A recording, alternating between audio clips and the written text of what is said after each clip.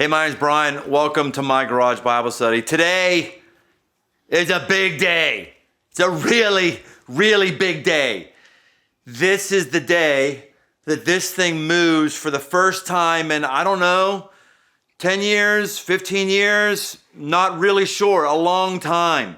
I bought this Jeep, same year, same model, same engine as the one I had in college. I had to sell because I couldn't afford the gas, and I knew someday I was gonna have another one. So I restored this to look like it. Now there's some things I haven't done yet. I haven't put the hood decal on it. There's a bunch of things that I have not done to it, but it's at the point right now where I've gotta see if it moves. See, here's the thing. I can get so in love with the project, I could spend the next year just tinkering here, but I forget, no, the whole point of this thing is for it to move. That's a jump off to the Bible verse I want to give us real quickly here. It comes from the book of Acts, and it's about Saul, who is later renamed Paul, who pens most of the New Testament, starts all kinds of churches. All of us are on his downline probably, because he started a church who led someone to Christ, who led someone to Christ, who led someone to Christ, who led someone to Christ, and here we are if you happen to be a follower of Christ. If you're not, you can give your life to Christ right now and get moving. This is what I see in this verse. So this is before he actually becomes a spiritual force. And in his previous life, or his current life, in this verse, he's on the opposite side of God. He's persecuting people who want God, who want Jesus. He's overseeing their death. That's his mission. And here's what it says. Acts 9, verse 1. But Saul, still breathing threats and murder against the disciples of the Lord, went to the high priest and asked him for letters to the synagogues at Damascus, so that if he found any belonging to the way, men or women, he might bring them bound to Jerusalem. Jesus and his followers, the movements, is known as the way. I don't think they're saying that Jesus is the way, the truth, and the life. I don't think that's what he's trying to say, because he doesn't believe that Jesus is the way, the truth, and the life. That's how Jesus referred to himself once. I am, which is the ultimate name of God. I am, Yahweh, means I am sovereignly independent in and of myself. It's in the whole book of John, these I am statements. I am, meaning I'm God. I am the way, the truth, the life. I am living water. I am light. All these things saying he's God. And I don't think that Paul is recognizing that he's the way, the truth, and life. When he says he's the way, I think what he's saying here is this thing is moving here.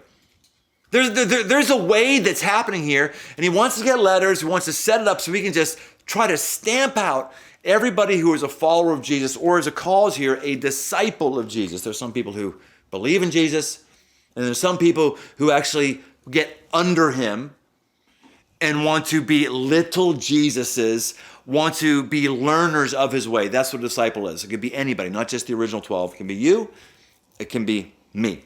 The point of this is to get it moving, not to keep tinkering.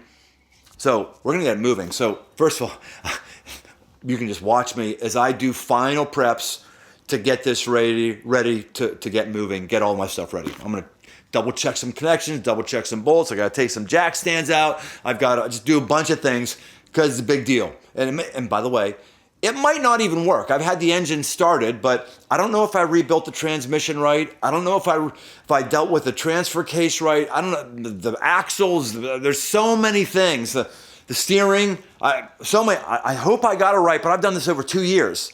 So we'll see. Let's get ready.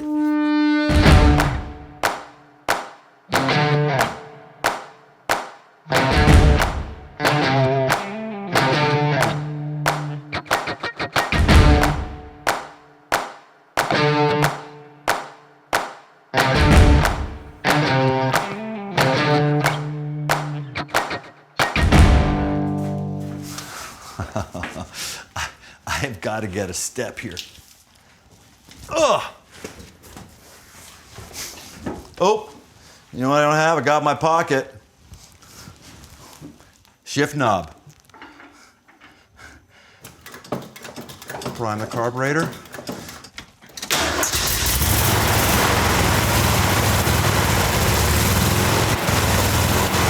Wow.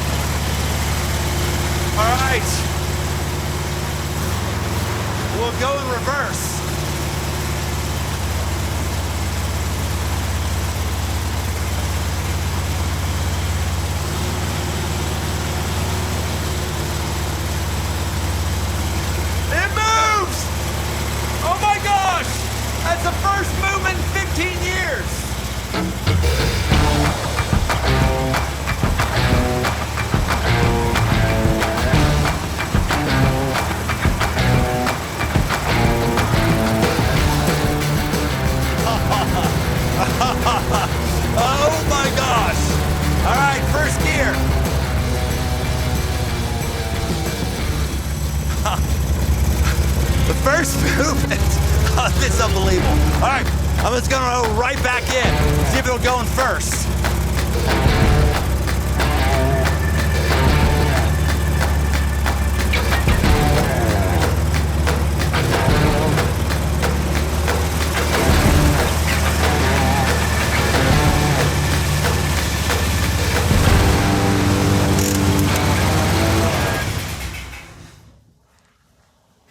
Wow, that is unbelievable. My gosh, without a hitch. Wow. See, I can get really fixated on just the restoration process, but this thing is meant to move.